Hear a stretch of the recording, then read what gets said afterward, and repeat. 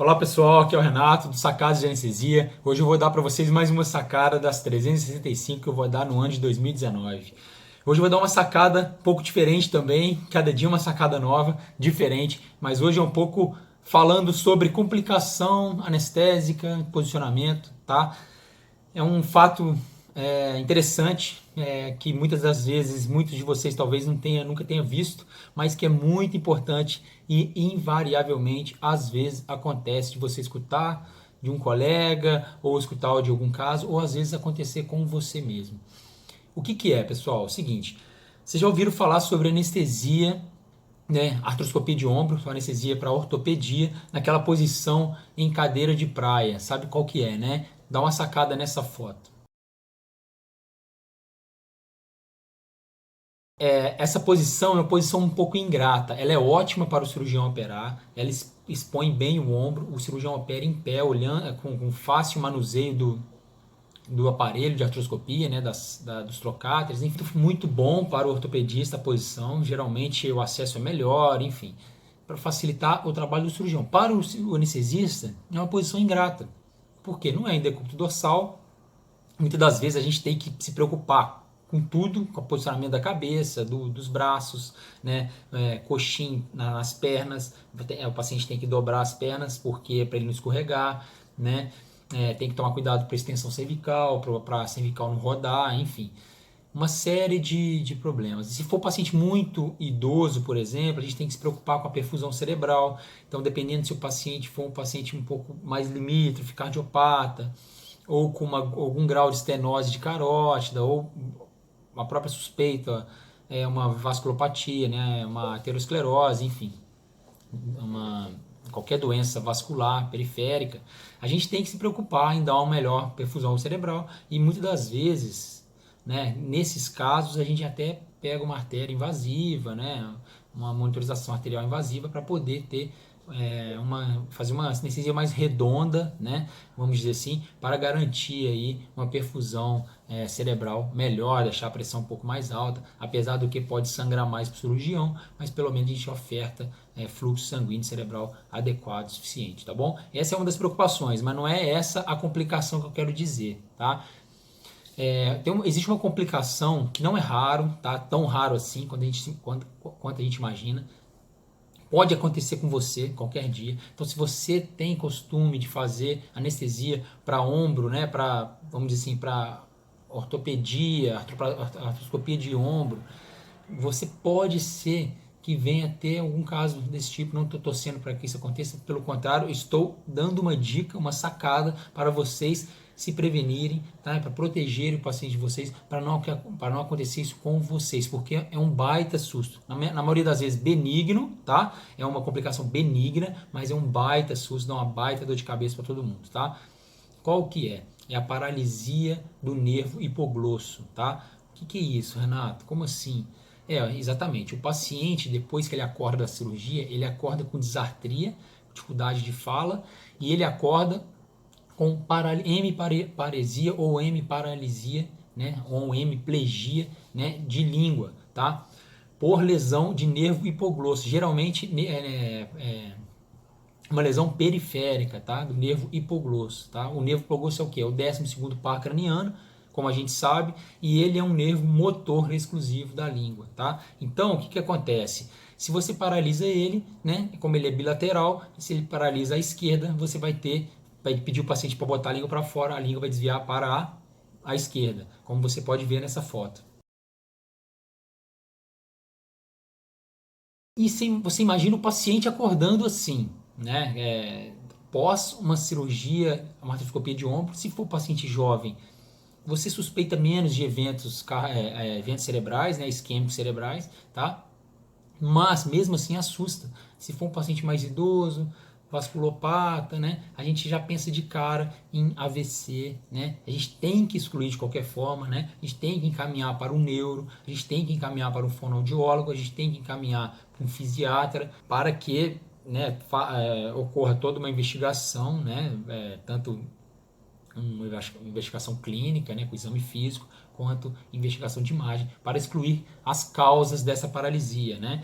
pode ser, como ela é periférica, às vezes a gente tem que excluir causas centrais, né, como isquemia, por exemplo, né, ou então até mesmo numa má posição da cabeça durante a cirurgia, uma compressão de vertebral, de qualquer vaso ou que irrigue o par craniano, né, o tronco cefálico que origina o par craniano, o hipoglosso. Então a gente tem que excluir causas centrais, mas na maioria das vezes é fácil diagnosticar a lesão periférica do nível hipoglosso, tá? Mas dá susto, às vezes dá uma praxia só, então o paciente fica semanas a meses com essa paralisia, aí ele tem distúrbio de deglutição, ele não consegue comer direito, pode engasgar, por isso que tem que ter uma avaliação da fonoaudióloga, por isso que tem que ter uma avaliação do neuro, para ele poder fazer o tratamento adequado, tá? Qual que é o tratamento para isso se você diagnosticar que foi uma lesão periférica? O tratamento geralmente é com gabapentina, por exemplo, só para tirar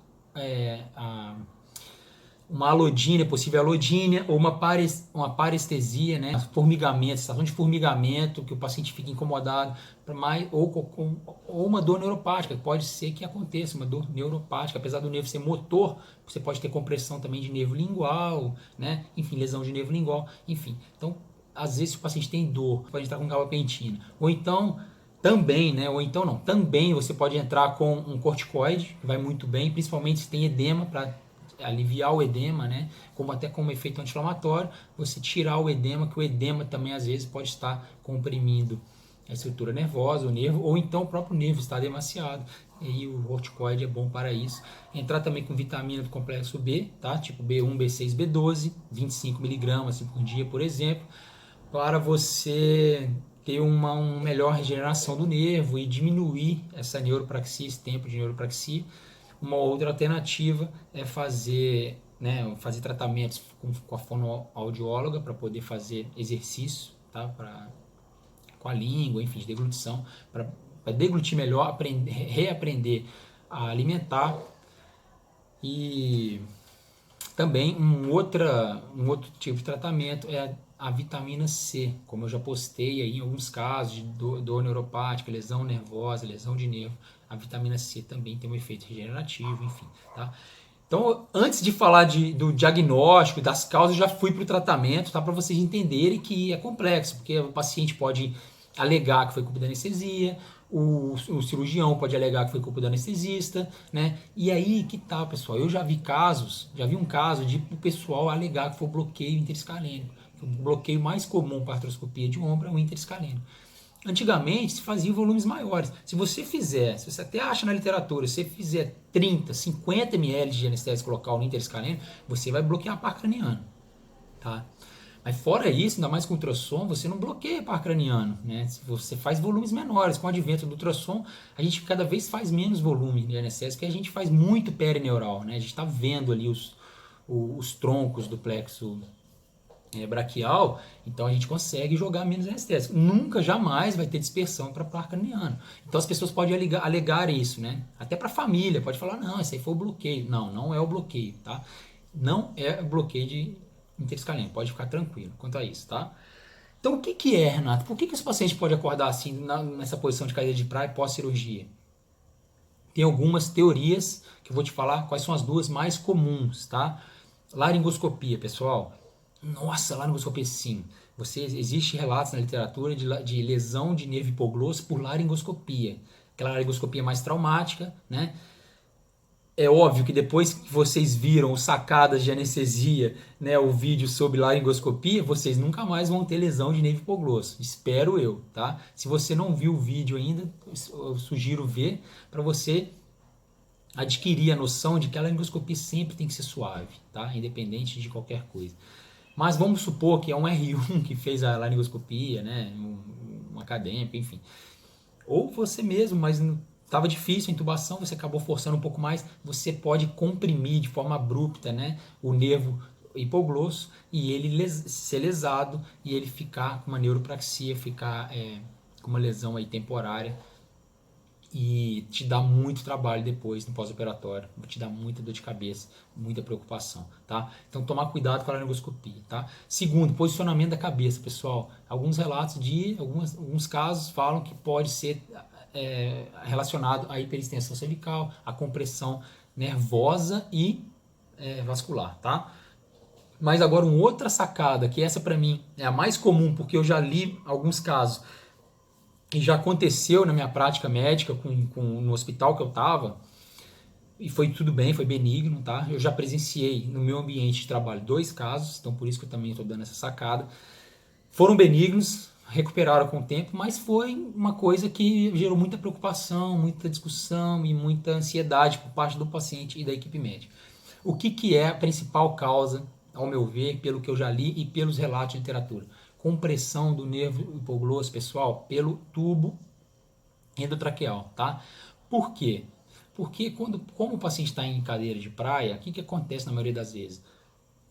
Além do tubo, você tem o filtro, né, de ar, e você tem o capnógrafo, que às vezes, se não for o aspirativo, né, o analisador de gás, for aquele outro capnógrafo, com aquela célula, pode ser que ele seja um pouco mais pesado, tá?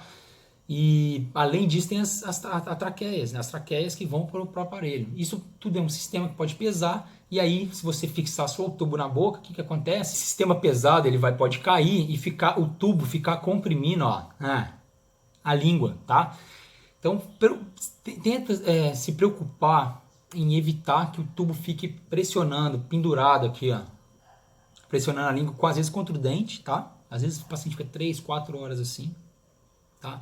Às vezes também para ajudar, né? O paciente faz hipotensão no meio da cirurgia, além de estar comprimindo o nervo hipoglosso, com hipotensão, baixa perfusão lingual, o que acontece? Baixa perfusão neural, irrigação sanguínea do nervo, o que acontece? O nervo fica isquêmico e também pode aumentar, né, a lesão, inclusive se a língua estiver sendo comprimida, vai aumentar o edema, vai diminuir a drenagem, né, da língua, né, drenagem venosa também, vai gerar edema lingual e esse edema também vai comprimir o nervo e vai gerar lesão. Então, enfim, toda a fisiopatologia está explicada. Então, evitar esse peso do tubo na língua.